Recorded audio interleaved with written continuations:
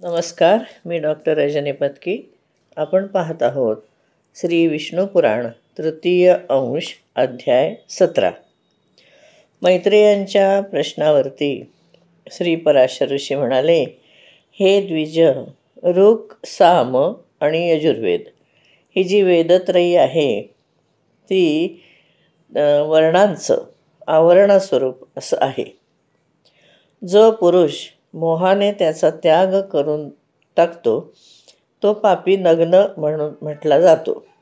नग्न म्हणजे ज्याने आपलं वस्त्रनी झाकलेलं नाही आहे अंग असा जरी असला तरी या ठिकाणी जो वेदत्रयीच्या वर्णांचं जे आवरण आहे ते टाकतो म्हणजे वेद शिकत नाही त्याला म्हटलेलं आहे नग्न. हे ब्राह्मण, समस्त वर्णांचं जे वस्त्र आहे ते वेदत्रयी आहे.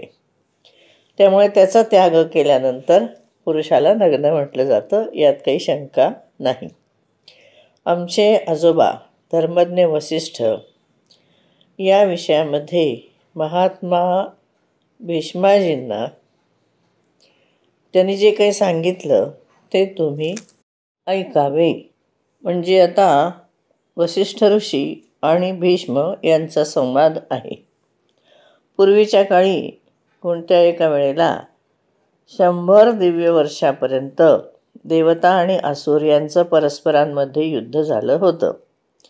त्यामध्ये राहद वगैरे जे दैत्यगण आहेत त्यांनी देवांना पराजित केलं होतं. म्हणून देवगणांनी क्षीरसागराच्या उत्तर किनाऱ्यावर जाऊन तपश्चर्या केली आणि भगवान विष्णूंची आराधना केली. त्यावेळी त्यांनी अशा प्रकारे त्यांचं स्तवन केलं. हे स्तवन श्लोक 11 ते 34 एवढं मोठं आहे. मी आपल्याला 2 श्लोक पहिले वाचून दाखवते, म्हणजे 11 आणि 12. देवा ऊचुः आराधनाय लोकानां विष्णोरीशस्यांगिरं वक्ष्यामो भगवानाद्यस्तया विष्णुः प्रसिद्धतु यतो भूत्यान्यशेषाणि प्रसूतानि महात्मनः यस्मिंश्च लयमेष्यन्ति कस्तं स्तोतुम् इहेश्वरः. याचा आशय आपण थोडक्यामध्ये बघू. देवगण म्हणाले, आम्ही लोकनाथ भगवान विष्णूंची आराधना करण्यासाठी ज्या वाणीने उच्चारण करतो त्याचे आद्य पुरुष श्री भगवान विष्णू आहेत ते आम्हाला प्रसन्न व्हावेत. ज्या परमात्म्यामुळे संपूर्ण प्राणीमात्र उत्पन्न झाले आहेत आणि शेवटी जे ज्यांच्यातच लीन होतात संसारामध्ये त्यांची स्तुती करायला कोण बरे समर्थ आहे. हे प्रभो, जरी आपलं यथार्थ वर्णन वाणीने करणं शक्य नाही, तो वाणीचा विषय नाही, तरीसुद्धा शत्रूंच्या हातून विध्वस्त झाल्यामुळे पराक्रमहीन झाल्यामुळे आम्ही अभयप्राप्तीसाठी आपली स्तुती करतो.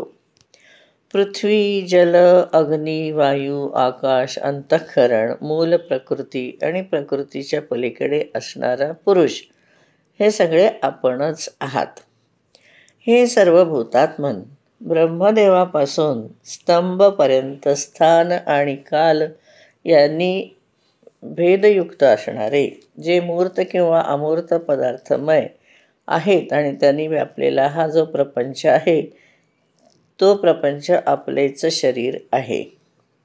आपल्या नाभिकमलातून विश्वाच्या उपकारासाठी जे प्रकट झाले ते आपलं प्रथम रूप आहे.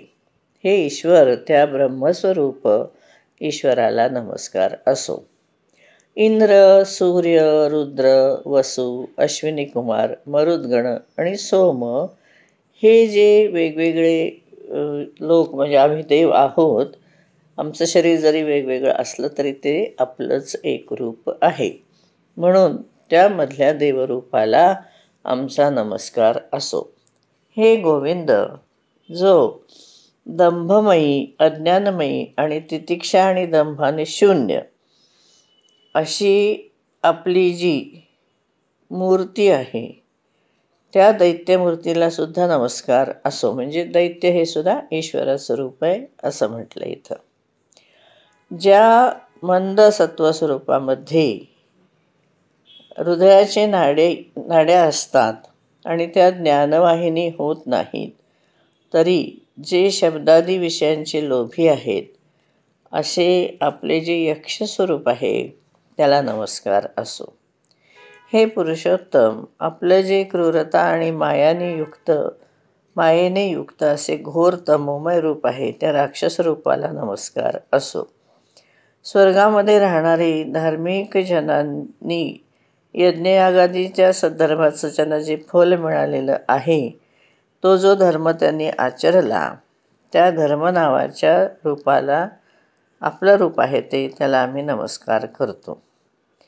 जे जल, अग्नी वगैरे असं जे ठिकाणं आहेत आणि तिथं असूनसुद्धा नेहमी निर्लिप्त आणि प्रसन्नतामय असतो असं जे सिद्ध नावाचं आपलं रूप आहे त्यालाही आम्ही नमस्कार करतो. हे हरे, जो 2 जिव्हा असलेला अत्यंत क्रूर आणि कामोपभोगामध्ये समर्थ असलेला रूप म्हणजे जे नागस्वरूप आहे त्याला आम्ही नमस्कार करतो. हे विष्णू, जे ज्ञानमय, शांत, दोषरहित आणि कल्मशहीन आहे असं आपलं जे मुनींच्या रूपामध्ये आपलं रूप आहे, म्हणजे मुनीस्वरूपाने आपण आहात, तर त्या रूपाला आम्ही नमस्कार करतो. जे कल्पांतामध्ये अनिवार्य रूपाने, म्हणजे अनिवार्य असल्यामुळे समस्त भूतांचं भक्षण करतो, तो पुंडरीकाक्ष, ते जे आपलं काळाचं स्वरूप आहे, कालस्वरूप आहे, त्याला आम्ही नमस्कार करतो. प्रलयकालामध्ये देवता वगैरे समस्त प्राण्यांचं सामान्य भावाने भक्षण करून जो नृत्य करतो असं आपलं जे रुद्रस्वरूप आहे त्याला आम्ही नमस्कार करतो. रजोगुणांचे प्रवृत्तीचं कारण जे कर्मांचं करणरूप आहे त्या आपल्या मनुष्यात्मक स्वरूपाला नमस्कार असो. म्हणजे कर्मांचं साधन जो मनुष्य आहे त्याला पण नमस्कार केला आहे, हे विशेष आपल्याला इथे दिसतं. हे सर्वात्मन, जो 28 वधयुक्त म्हणजे 11 इंद्रिय, 9 तुष्टी आणि 8 सिद्धी असे एकूण 28 वध आहेत. मागे हा विषय झालेला आहे, आपण जाणत असाल. असं तमोमय आणि उन्मार्गगामी असं जे पशुरूप आहे त्याला आमचा नमस्कार आहे. जो जगताच्या स्थितीचं साधन आहे, यज्ञाचा अंगभूत आहे, तसेच वृक्ष, लता, गुल्म, विरुद्ध, तृण आणि गिरी या 6 भेदांनी युक्त असं आपलं मुख्य उद्भिद रूप आहे त्याला आमचा नमस्कार असो. तिर्यक, मनुष्य, देवता वगैरे आणि प्राणी, आकाशादी पंचभूत आणि शब्दादी त्यांचे जे गुण आहेत त्या सर्वांचं आधिभूत असं आपणच आहात, आपलंच रूप आहे.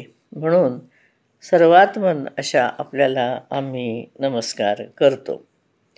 हे परमात्मन, प्रधान आणि महत्त्व अशी जी रूपं आहेत आणि जो संपूर्ण जगताच्या पलीकडे आहे, सगळ्याचं आदिकारण आहे, सामान्य असं ज्याच्यासारखं अन्य असं कोणतंही रूप नाही, आपल्या प्रकृतीचं जे आदिकारणांचं जे कारण आहे त्या रूपाला आमचा नमस्कार असो. हे भगवान, जो शुक्लादी रूपाने दीर्घता वगैरे परिमाण तसेच घनता आदी गुणांनी रहित आहे, अशा प्रकारे जो समस्त विशेषणांचा अविषय आहे, म्हणजे कोणतंही विशेषण त्याला लावता येत नाही असं, तसेच परमऋषीयांचं दर्शनीय आणि शुद्धातिशुद्ध रूप आहे त्या स्वरूपाला आम्ही नमस्कार करतो. जो आमच्या शरीरात, अन्य प्राण्यांच्या शरीरात समस्त वस्तूंमध्ये वर्तमान आहे, अजन्मा आणि अविनाशी आहे, त्याच्या अतिरिक्त दुसरं काही नाही, त्या ब्रह्मस्वरूपाला आम्ही नमस्कार करतो. परमपद ब्रह्म ज्यांचे आत्मा आहेत आणि जो सनातन आणि अजन्मा भगवान आहे, या सकल प्रपंचाच्या रूपाने जो आहे त्याचं बीजभूत जो आहे अविनाशी आणि निर्मल असा प्रभू वासुदेवाला आम्ही नमस्कार करतो. इथं 34व्या श्लोकाला ही स्तुती संपते. उद्या आपण पुढचा भाग बघू. धन्यवाद.